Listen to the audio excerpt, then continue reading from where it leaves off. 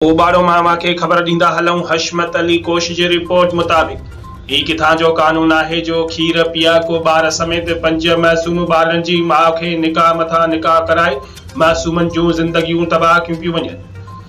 जरवार लॻे ॻोठ ख़ुदा बख़्श लिगारीअ में ज़फर लिगारी पंहिंजे मासूम ॿारनि समेत एहतजाज कंदे चयो त मुंहिंजी घरवारी शाज़िया बोज़दार खे जब्बार बोज़दार वारनि ज़बरदस्ती अगवा करे निकाह मथां निकाह करे छॾियो आहे। मुंहिंजा मासूम ॿार मुंहिंजी माउ लाइ ॾींहुं राति रोई गुज़ारे रहिया आहिनि ऐं हिकु मासूम ॿारु खीर पीआ को तमामु घणो रोई रहियो आहे।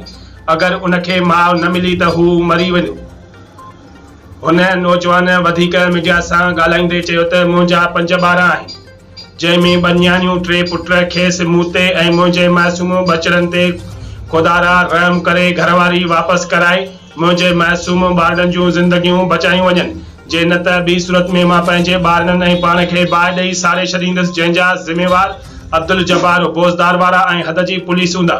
SSP Ghotki DIG Sukkur IG Sindh आला हुकाम खे नोटिस वठणु घुर्जे। मासूम तव्हां ॾिसो था हे वीचारा रोइनि था, मां पाण रोवां थो, मां पाण परेशान आहियां। मां काॾे वञा, मां NC दाख़िल कराई आहे।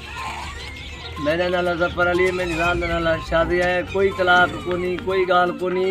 ही छोरो ज़बरदस्ती करे खणी वियो आहे मुंहिंजी घरवारी। मां मिसकीन माण्हू आहियां, सफ़ा बचड़ी वार आहियां, मां मिसकीन माण्हू आहियां। मां सां तावन कयो वञे। मां घोटकी अपील कयां थो, घोटकी SJ वज़ीर आला सिंध खे अपील कयां थो त मां सां ज़ुल्म थियल आहे। मुंहिंजा नंढड़ा मासूम ॿार आहिनि, मां मिसकीन काॾे वञा। रोई रोई थकी पियो आहे। मुंहिंजी कोई तलाक कोन्हे थियल, सॼो ना इंसाफ़ी आहे। असां ग़रीबनि सां मदद कई वञे। उहे जंहिंजे लाइ चवे थी मुंहिंजे भाउरनि मदद कया, उहे बि कोन था सघनि, उहे बि मां सां गॾु आहिनि। तव्हां भली मदद करे ॾिसो, कोई मसइलो न आहे। मां पाण खे न भाउ ॾींदुमि, ॿारनि खे मारींदुमि। मां काॾे वेंदुमि, मां ॿारनि खे मारींदुमि, पाण खे मारींदुमि। पोइ अलाह मालिक जो उन छोरे जो नालो अब्दुल गफ़ार आहे। उन सां ज़बरदस्ती भॼाई वियो आहे, ज़बरदस्ती अगवा करे वियो आहे।